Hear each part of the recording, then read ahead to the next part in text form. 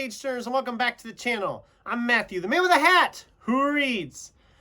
And it is the day after Thanksgiving. Happy Thanksgiving to all my American watchers, and to all you overseas, have a happy holiday season. Usually, around Thanksgiving, I have in the past done videos where I was like, oh, I'm so thankful for these booktubers. Doing a booktube shout out type of deal.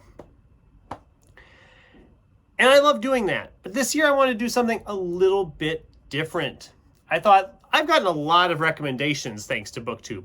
A lot of books I picked up that I wouldn't have picked up if not for them.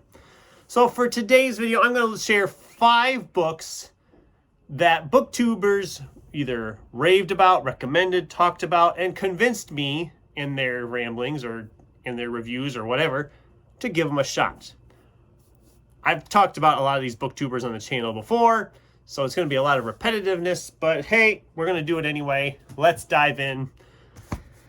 Starting with one of the more recent ones on this list. There's actually 2 from this year. This one I've talked about a few different videos already, but I'm going to talk about it again. This is The Only Plane in the Sky, an oral history of 9/11. This is one of the best nonfiction books I've ever read. It's easily, I think, going to take the top spot in my top 5 nonfiction reads of 2025 when I put that video out in about a month. I don't know that anything's going to top it because it is just so good, so well written, so well handled, just fantastic all the way through. Absolutely loved this book. And I would not have even known about this if not for Farah over at Bookstalgic, who listened to the audiobook and was raving about it. So I thought, I need to read this. And I did, and it was fantastic. Absolutely fantastic. Heartbreaking at times. If you lived through 9/11, you kind of know a lot, but you're even going to learn things. It was just so fascinating. So thank you, Farah, for bringing that book to my attention. This next book doesn't need much of an introduction, nor does the booktuber who finally convinced me to read it. This is Frank Herbert's Dune. I tried to read Dune like 10 years ago, and I gave up after like 50 pages. I was just like, I cannot do this. This is too much for me. Well, Mike at Mike's Book Reviews raves about Dune. It is one of his favorite books of all time, if not his favorite book of all time. And I watched the movies, the first movie, when they redid it. And I was like, okay. And then I kept hearing Mike go on and on about it. I thought, you know what, maybe I'll give it another shot. And I'm so glad I did. This was absolutely fantastic. Loved this book. It's just the world building.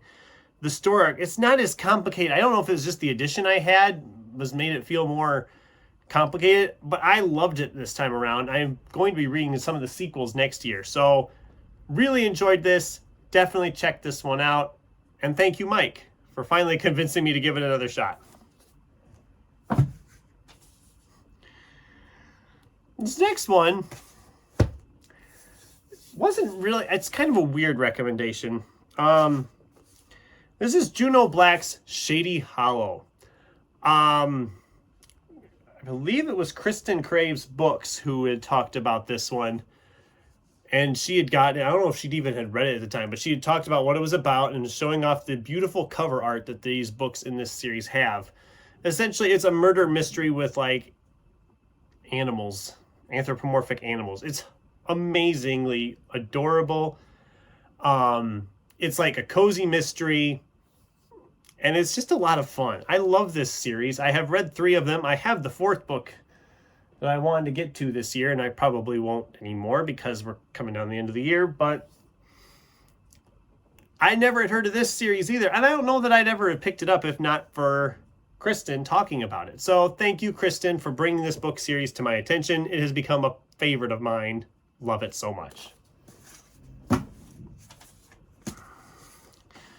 This next book, I had a hard time because this booktuber has brought so many books to my attention that I have read or wanted to read after I heard her talk about them.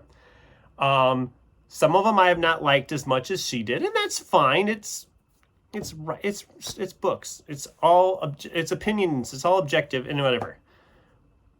but she always seems to find the greatest stuff that I've never heard of. And she always raves them up, and then I read them, and most of them I absolutely love that I've read. So it was really hard to narrow this down to one to put here, but I finally settled on Remarkably Bright Creatures, because this is not the kind of thing I would normally read at all. And there were other channels talking about it, but the first person that actually brought it to my attention was Sin at Sin's Book Nook. Like I said, Sin always has the best reads. I'm like, dang, she's got so many good reads. I've never even heard of half of these. And then I seek them out and I'm like, dang, I want to read this. And like I said, I could have put a whole bunch here. I could have mentioned Mosaic, which she had read. I could have mentioned, well, there's a handful I haven't gotten to yet. There's one I'm planning to read next month. I'm planning to read Boys in the Valley next month. I know that was one she loved too.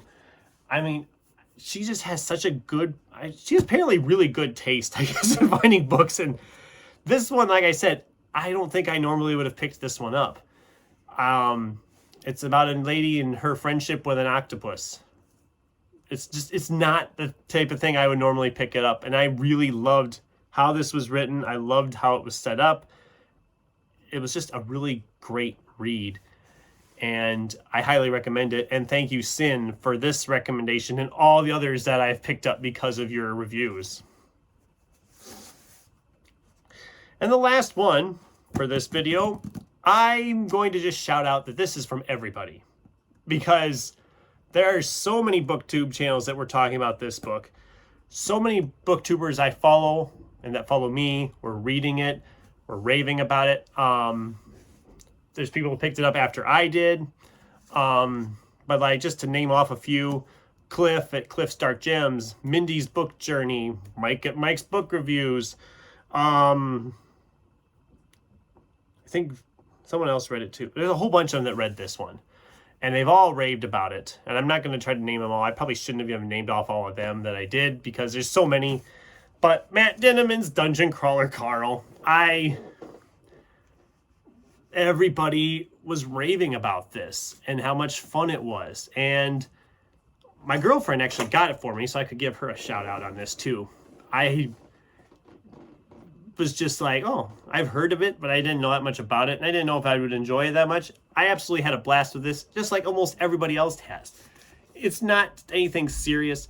It's just a fun, entertaining ride that you can't get enough of. I haven't moved on past book 1 yet. I'm hoping to get into book 2 probably early next year and continue on with this series because it's a blast. I'm loving it so far. I want more. And thank you everyone who mentioned this book and any other books that I didn't talk about, because there was other ones I thought about mentioning. These are just the 5 I settled on. Check all these out and check out all those booktubers I mentioned. They're all fantastic people. And I'm so thankful to have them continue to make great content for me to enjoy, and that they follow me and review and interact with my stuff and all that. I love that. So that's all I have for today. Happy Thanksgiving again to those of you who celebrate. And until next time, keep turning pages.